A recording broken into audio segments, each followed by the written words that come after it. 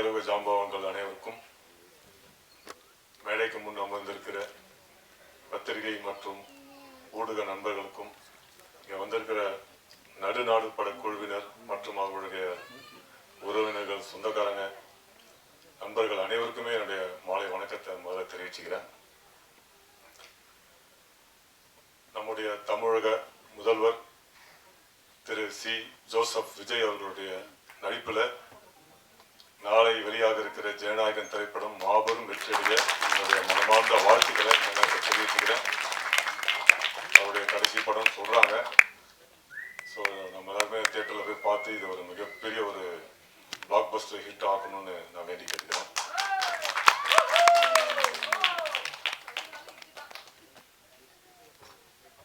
ஒரு 7-8 வருஷத்துக்கு முன்னாடி ஒரு டாக்டர் ஸ்டூடெண்ட் ஒருத்தர் எனக்கு அப்பப்போ ஃபோன் பண்ணிட்டே இருப்பாரு. சார் நான் உங்க பெரிய ஃபேன் சார், உங்க நடிப்பு ரொம்ப பிடிக்கும் சார், அப்படி இப்படின்னு அப்பப்போ ஃபோன் பண்ணிட்டே இருப்பாரு. உங்களை நேரில் பார்க்கணும் சார், நேரில் பார்க்கணும்னு சொல்லிட்டே இருப்பாரு.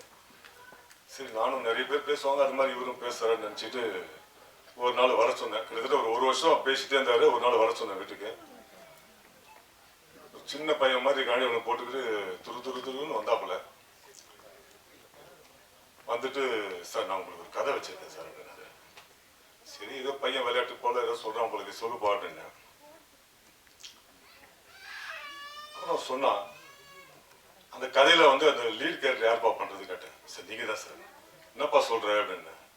இல்ல இது இந்த கேரக்டர் நீங்க தான் சார் பண்ணுவோம். அப்பா நான் ஏதோ வில்லன் கூட ஹீரோ கூட ஏதோ சின்ன பண்ணிட்டு என்ன போய் ஹீரோன்னு சொல்றியாப்பா அப்படின்னு. இல்ல சார், இந்த கேரக்டர் நீங்க கரெக்டா இருப்பீங்க. ஏன்னா இது வந்து ஒரு பாஸ்கர் ஆள விடுங்கன்றீங்களா? உதாரணத்துக்கு சொல்றேன், பொதுவா பொசுக்குன்னு எல்லாத்தையும் தப்புன்னு சொல்றது நாகரிகம் இல்லை இல்லையா? எனக்கு மனசு சரி. ஆக இந்த திரைப்படத்துல எல்லா விஷயமும் நல்லா இருந்தது, ஒளிப்பதிவும் நல்லா இருந்தது, எடிட்டிங் நான் ஏற்கனவே சொன்ன மாதிரி. அப்புறம் சகோதரர் சம்பத்ராம் வந்து அதை ஃபீல் பண்ணார் பாருங்க. அந்த நான் 200 படங்கள் நான் அங்கங்கே ஒவ்வொரு காட்சியில் 2 காட்சியில் அப்படித்தான் நடிப்பு. நமக்கு ஒரு அடையாளம் இல்லாமல் நம்ம திரையுலகத்துக்கு வரும்போது நம்ம பட்ட அவமானங்களும் கஷ்டங்களும் மட்டும்தான் நமக்கு வந்து ஒரு அஸ்திவாரமே தவிர, இப்போ எனக்கு மட்டும் நான் வெறும் 300 ரூபாயோட நான் வந்து கோயம்புத்தூர்லேருந்து கிளம்பி வந்தேன். ஏதோ எங்களுக்கு குடும்பமோ ஒரு சினிமாவோ எனக்கு சப்போர்ட்டிவாக யாருமே கிடையாது. எனக்கு ஒரே சப்போர்ட்டு அவர் சொல்கிறாரு இந்த டிஎஃப்டி தான்.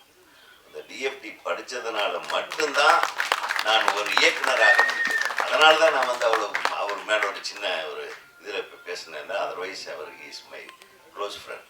அதே மாதிரி சம்பத், நான் எப்போ பார்த்தாலும் அந்த பணிவும் அன்பும், என் படத்தில் அவர் நடித்ததும் கிடையாது.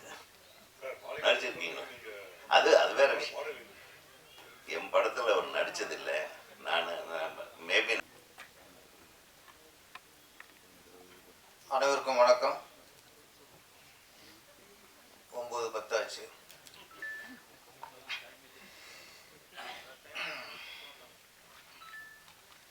இன்னைக்கு வந்து நடுநாடு இசை வெளியீட்டு விழாவா,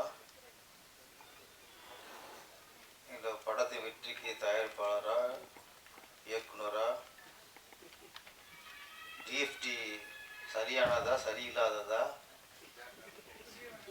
ஆமாம், சிறிய படங்களுக்கு தியேட்டர் கிடைக்குமா கிடைக்காதா? இந்த மாதிரி பல விவாதங்கள் முடிந்த சூழலில் நான் வந்திருக்கேன். இப்போ இருந்தாலும் சுருக்கமாக நம்மளும் ஒரு மன வருத்தத்தை பதிவு பண்ணி ஆகணும்.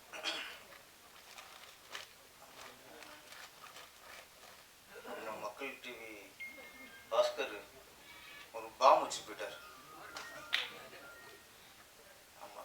அந்த பாமும் ஒரு விட வெடிக்கும்னா ஒவ்வொரு 10 வைக்கிறான். உதயகுமார் வச்சார், அதுக்கும் வெடிக்குது. கோவி 10 வச்சார், அதுக்கும் வெடிக்குது. நம்ம அரவிந்த் ராஜ் வந்தார், அதுக்கும் வெடிக்குது. ஆனால் பலரோட ஒரு பாம் 10 ரூபா வெடிச்சிருச்சு. இதுக்கு வெடிக்க வைக்க வேணாம். நான் ஒன்று சினிமா படத்துக்கு ஒன்று தான் வேலையில் இருக்கேன். இங்கே எல்லாத்துக்கும் உதாரணம் இருக்கு. டிஎஃப்டி ஸ்டூடெண்ட்டும் பெரிய வெற்றி கொடுத்துருக்காங்க. அது மாதிரி அசிஸ்டண்டாக ஒர்க் பண்ணி அந்த ப்ராஜெக்டை ஒர்க் பண்ணவங்களும் பெரிய விட்டு கொடுத்துருக்காங்க. அசிஸ்டண்டாக ஒர்க் பண்ணாமலே ஃபஸ்ட்டு படத்துலேயே மணிரத்னம் சார் மாதிரி ஆளுங்க பெரிய விட்டு கொடுத்துருக்காங்க. ஏன் சொல்லணும்னா இங்கே வெற்றி அடைறதுக்கு இதுதாங்கிற இலக்கு இல்லை. படிச்சிருக்கக்கூடாது, அசிஸ்டண்டாக ஒர்க் பண்ணியிருக்கக்கூடாது, அதெல்லாம் இல்லை. சினிமாவை உண்மையாக நேசிச்சு உண்மையாக உள்வாங்கி இதில் ஜெயிக்கணும் வெறி இருந்தால் யாராலையும் ஜெயிக்க முடியும் சார். அவ்வளோ மேட்ரு இல்லை. டிஎஃப்டி அது அப்படித்தான் நம்ம சந்தோஷ் சேரன் வந்திருக்காரு. சினிமாவில் வெறி ஜெயிக்கணும் வெறியில் வந்திருக்காரு.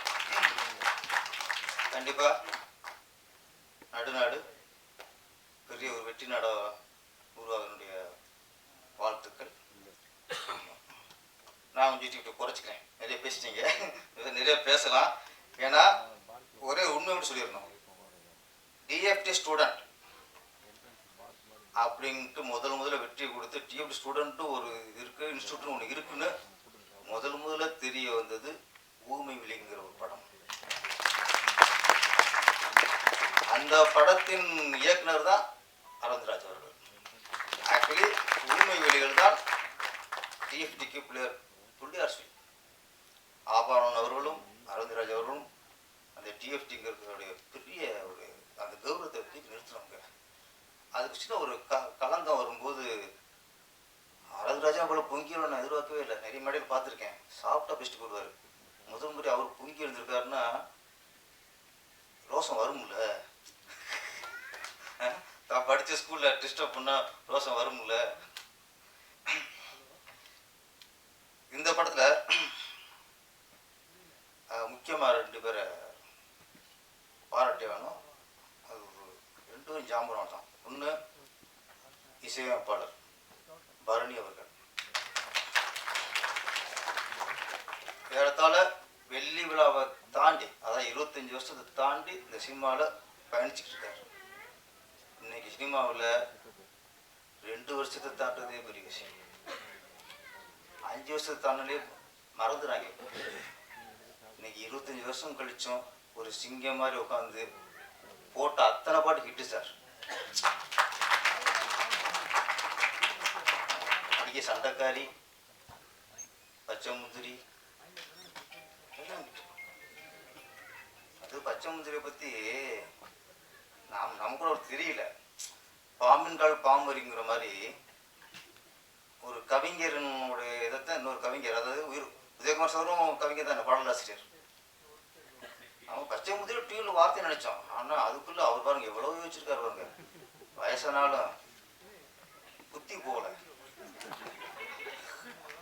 பச்சை முந்திரி பச்சை போக முடியானே. அதுக்கு அவர் பல அர்த்தம். அவரு அப்பாவையும் புள்ளையும் மாட்டி விட்டாரு. என்ன பற்றி பச்சை முந்திரின்னா நம்ம பசு மரத்து ஆணிப்போம்ல, அது மாதிரி நினச்சி போக முடியானே. ஓகே, உங்கள் ஏரியா நினைக்கிறேன் முந்திரி விளையிற